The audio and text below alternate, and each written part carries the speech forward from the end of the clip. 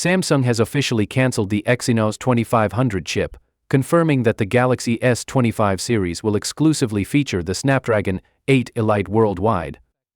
This marks a major performance boost, with up to 44% power efficiency, compared to its predecessor, and even the standard S25 will now deliver top-tier speed. However, Samsung is cost-cutting by using M13 OLED panels instead of the newer, more power-efficient M14 panels, which are being supplied to Apple for the iPhone 16 Pro.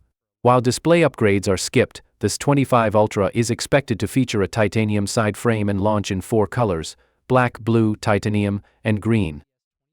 The S25 Ultra will bring significant upgrades, including a refined flat design, a 6.86-inch display, and enhanced camera features like a 50-megapixel ultra-wide lens.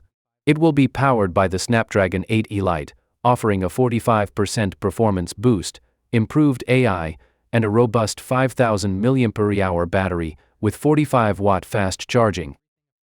One UI 7 debuts with the series, adding fresh design updates, enhanced privacy features, and satellite connectivity.